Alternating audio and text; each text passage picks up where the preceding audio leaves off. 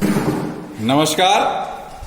आर्या श्रीमती दुलारी Singh college के YouTube channel पर आप सभी का स्वागत है। आज हम आपको बीएड सेकेंड सेमेस्टर विषय बाल्यावस्था एवं किशोरावस्था विकास के अंतर्गत टॉपिक बाल्यावस्था में भाषा विकास पे चर्चा करेंगे। जैसा कि आप सभी लोग यह जानते हैं कि पिछले वीडियो में हमने आपसे बाड़ी के प्रकार टॉपिक पे चर्चा किया था। आज चलते हैं उससे आगे का टॉपिक देखते हैं। बाल्यावस्था में भाषा विकास।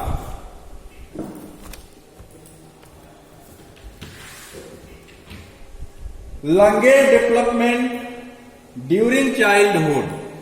जैसा कि आप सभी लोग यह जानते हैं कि जैसे जैसे बालक की आयु में वृद्धि होती है वैसे वैसे उसके स्वयंत्र तथा स्नायुविक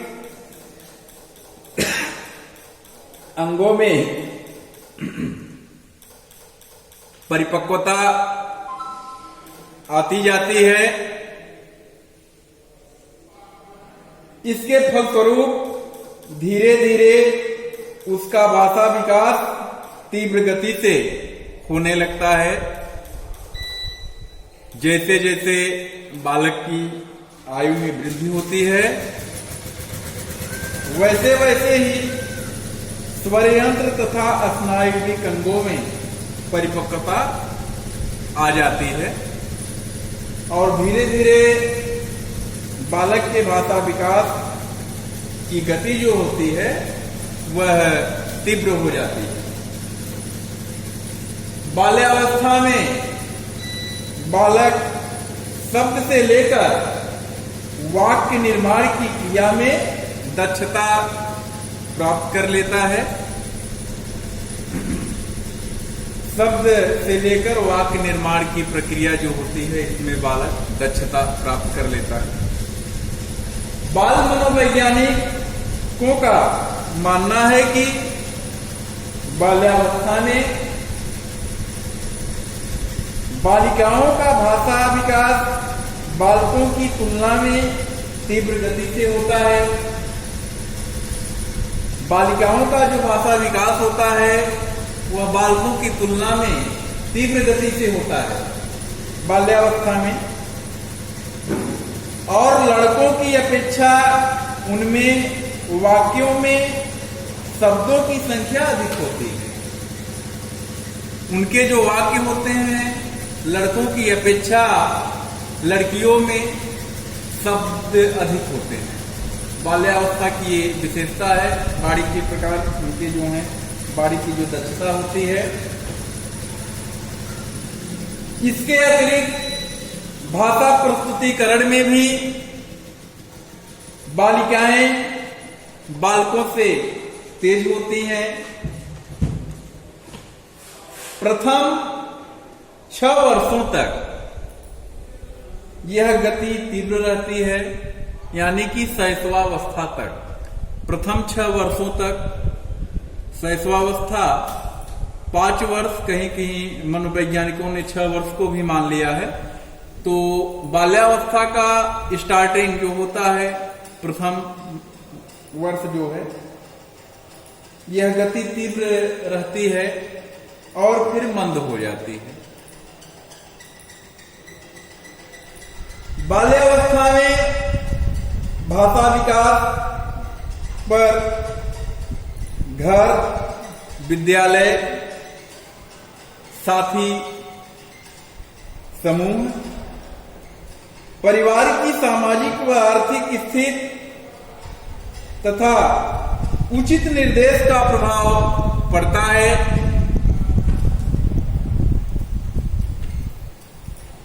किशोर एक मनोवैज्ञानिक हैं, उनके अनुसार बाल्यावस्था के भाषा विकास को सारणी के माध्यम से स्पष्ट किया गया है। सिसोर के माध्यम से एक सारणी दी गई है, किस प्रकार से भाषा विकास होता है। 4 वर्ष में आप देखिए, एक तरफ आयु लिखा गया है वर्षों में, जिसको आप देख सकते हैं कितने वर्ष का बालक हुआ, और ये है शब्द, कितने शब्द भंडार बालक में आ जाते हैं। तो आप इस प्रकार से देखें, जब 4 वर्ष का होते हैं, आयु 4 वर्ष की होती है, तो शब्द भंडार जो होता है वह है इकाई, दहाई, सैकड़ा, हजार, 5600 शब्द 4 वर्ष में, यानी 5600 शब्द का भंडार होता है। जैसे ही उम्र बढ़ती है, 5 वर्ष की आयु होती है, जब 5 वर्ष की आयु होती है तो शब्द भंडार जो है 9600 इकाई, दहाई, सैकड़ा, हजार, 9600 तक पहुंच जाते हैं। फिर इससे आगे जब 6 वर्ष का बालक होता है तो उसमें 14700 का स्टोर शब्द भंडार हो जाता है 6 वर्ष में। 7 वर्ष में आप देखें, जैसे ही बालक की आयु 7 वर्ष की होती है, शब्द भंडार में 21200 तक की वृद्धि हो जाती है। 8 वर्ष का बालक होता है, बालक और बालिका दोनों 8 वर्ष का जब दोनों होते हैं तो 26300, यानी कि बहुत तीव्र गति से वृद्धि हो रही है। 26300 शब्द का भंडार होता है। और जैसे ही आप देख रहे हैं 10 वर्ष की आयु होती है, 10 वर्ष में जो शब्द भंडार है वह 34300 तक का शब्द भंडार बालकों में आ जाता है। इस प्रकार से सिसोर ने ये चार्ट बनाया, उस चार्ट में सारणी जो दिया गया है आप इसको देखिए।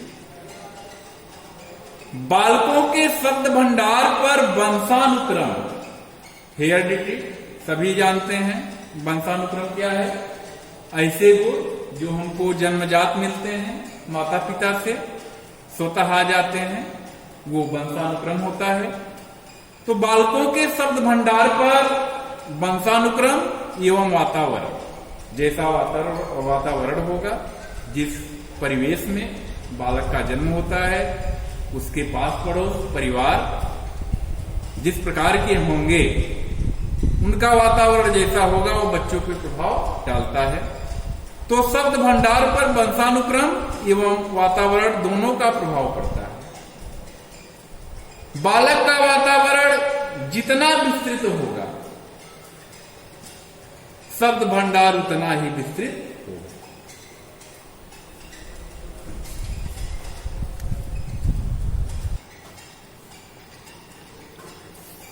अब आप देखें, उत्तर बाल्यावस्था में भाषा विकास किस प्रकार से होता है।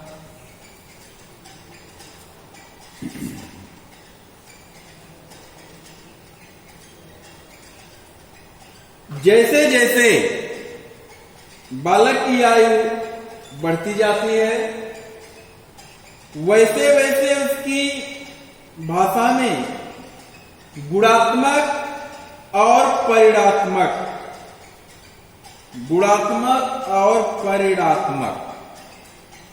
सुधार आता जाता है।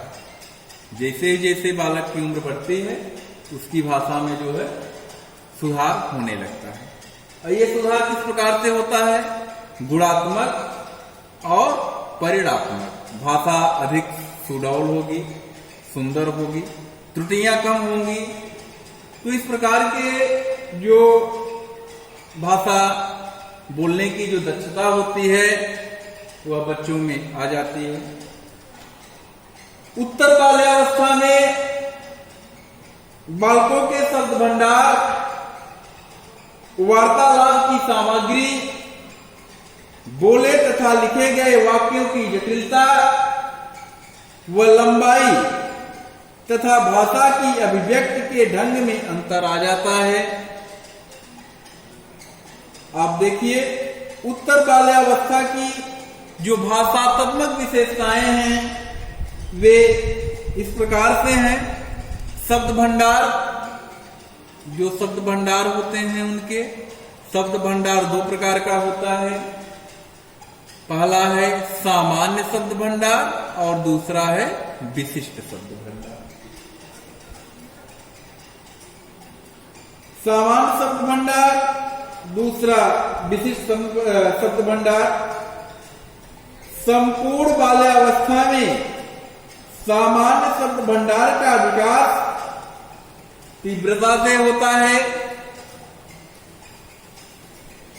क्योंकि बालक का स्कूल जाने के कारण सामाजिक दायरा बढ़ जाता है। सामाजिक संपर्क व्यापक हो जाने के उसे अनेक नए शब्द सुनने व समझने का अवसर मिलता है। इसके अतिरिक्त पाठ्यक्रम की पुस्तकें भी उसके शब्द भंडार को विकसित करती हैं।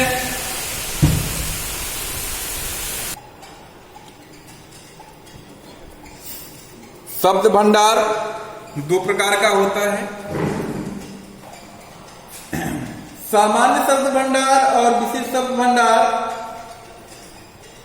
संपूर्ण बाल्यावस्था में सामान्य शब्द भंडार का विकास तीव्रता से होता है,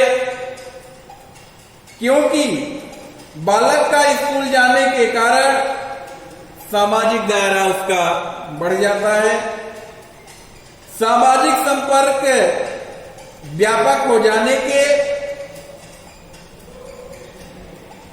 सामाजिक संपर्क होता है, ज्यादा हो जाता है, उससे अनेक नए शब्द सुनने व समझने का अवसर मिलता है। इसके अतिरिक्त पाठ्यक्रम की पुस्तकें भी उसके शब्द भंडार को विकसित करती हैं। इस अवस्था में विशिष्ट शब्द भंडार विकसित होता है। शिष्टाचार संबंधी संख्यात्मक शब्दों का विकास भी बड़ी तीव्रता से होता है। बालक इस अवस्था में क्रोध आने पर गाली के शब्दों का प्रयोग करते हैं और जब अत्यधिक प्रयोग के कारण वे उनकी दैनिक भाषा का अंग बन जाता है। यह शब्द परिवार, पड़ोस या समूह से सीखता है बालक।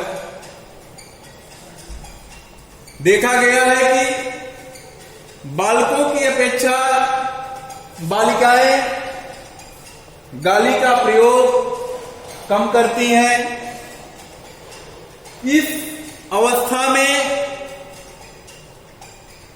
गुप्त भाषा का प्रयोग भी देखने को मिलता है,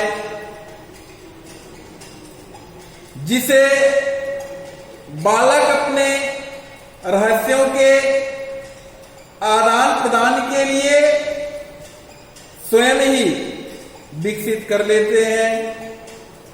अपनी गुप्त बातों को अपने मित्रों तक पहुंचाने के लिए इस भाषा का प्रयोग किया जाता है।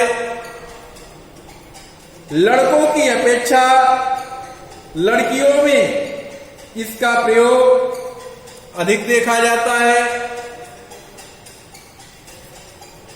हरलाख के अनुसार इसका प्रयोग बालक केवल अपने घनिष्ठतम मित्रों के लिए ही करता है। गुप्त भाषा केवल लिखित या मौखिक ही नहीं होती है, बल्कि हाव भाव, हाथ, उंगलियों व आंखों के माध्यम से भी गुप्त भाषा का प्रकटीकरण किया जाता है। बोलने में बालक गलत उच्चारण द्वारा भी गुप्त भाषा प्रकट करता है। वाक्य तथा उच्चारण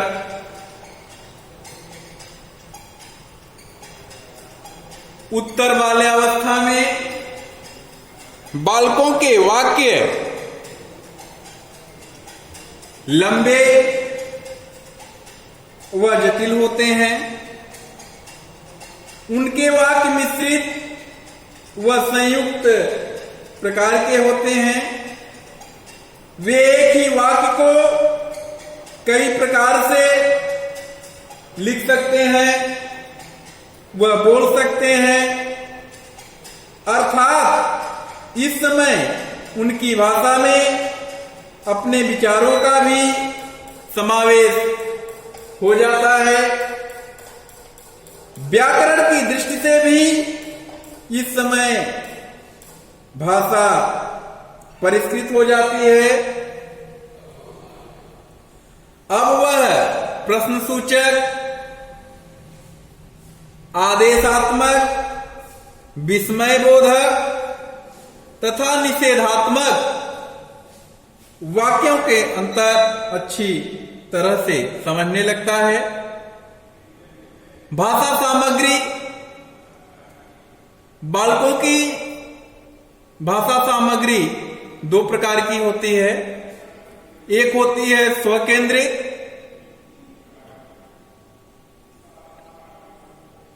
ईगोसेंट्रिक, दूसरी होती है समाज केंद्रित, सोशलाइज्ड स्पीच।